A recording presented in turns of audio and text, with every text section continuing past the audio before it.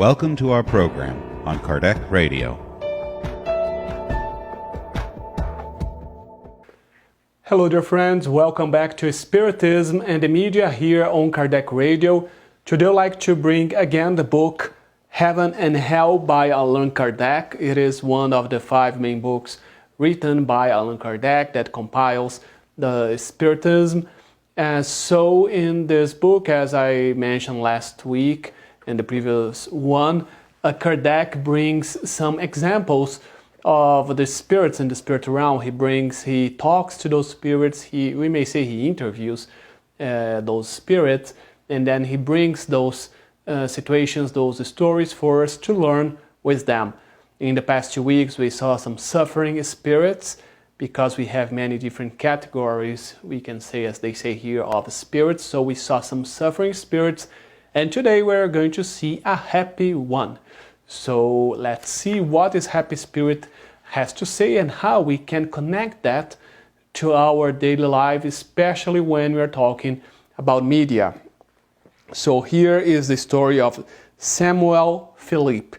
It is in the part 2, chapter 2, the category of happy spirits. So Samuel Philippe was a righteous man in every sense of the word.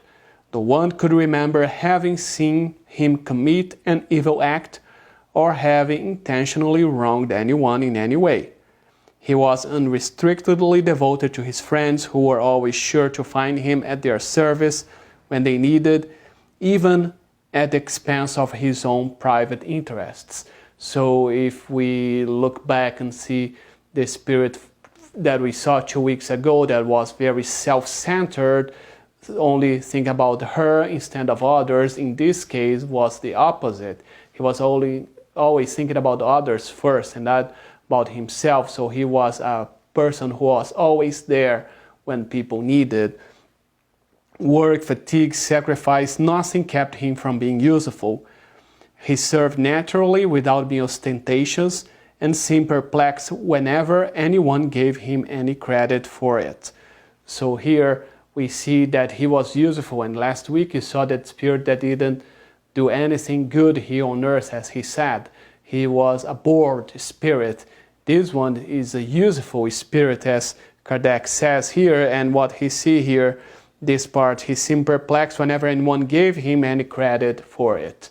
So let's put ourselves in that situation. How many times we are doing good because we want others to give credit to us. We want others to come to us and say, oh, you're doing a good work. Oh, thank you for what you did.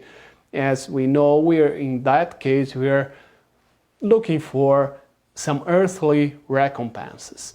And we don't need that in order to do good. We need to do good without seeing if other people are watching us or not. We talked about that when we specifically when we talked about doing charitable work, and many times how we can act like posting that online, posting that on social media just for us to have likes, for having other people seeing, wow, that person is doing a very good work. We know that there are some cases that we may do that because we want other people to join us, to also have that will to do good work, to do charitable work. So we're not, again, judging others. I'm not bringing those teachings here for us to start judging and pointing fingers to others around us. But it's for us to ask ourselves, why am I doing that? Why am I posting this online? It's because I need others to come and to like that and to say, hey, you're doing a good work? Or it's because that I want people to do good work, volunteering work too. So that's what we need to ask ourselves. And here they say he never wished ill on anyone who had harmed him. Instead, he sought to be of service to them as if they had actually done good to him. Whenever he endured ungratefulness, he would say to us, I'm not the one you should pity, they are. Although he was very intelligent and endowed with much energy, his very laborious life was obscure and full of severe trials. Many times, as we always say, we see people out there, we see people on the news, on magazines, on social media, and we think that their lives are good, but many times they are enduring some sacrifices we have no idea about. So one more point for us, not to envy, not to judge others too. And here we have, he was one of those elite types who flourish in the shadows, whom the world does not recognize and whose light is not reflected over the earth. Through an understanding of Spiritism, he acquired an ardent faith in the future life and a great resignation before the ills of earthly lives.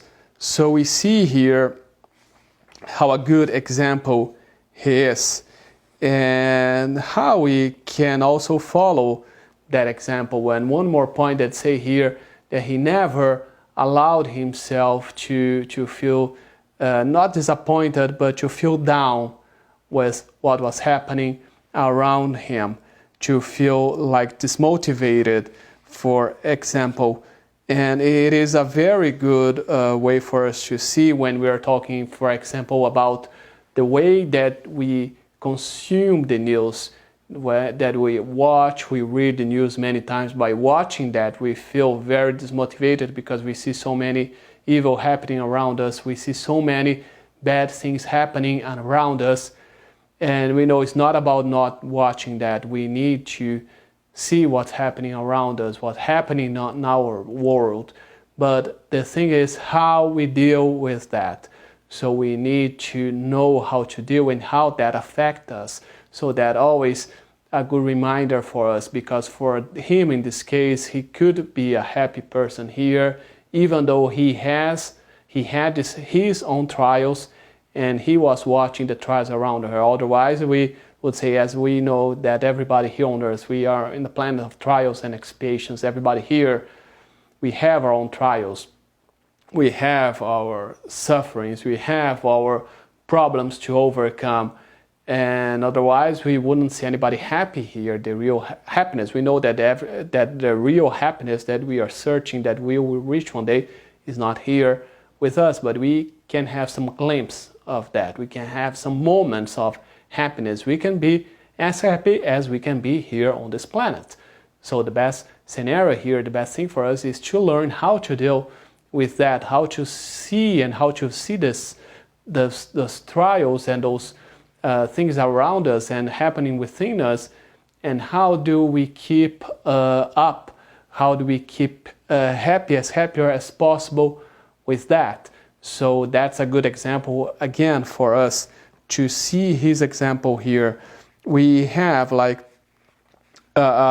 won't read all this talk because we have some pages here, but I think it's very important if any of you want to get to know more about his story, and it's very good for us to see an example of a happy spirit and how he was also happy here on earth and he's happy on the other side.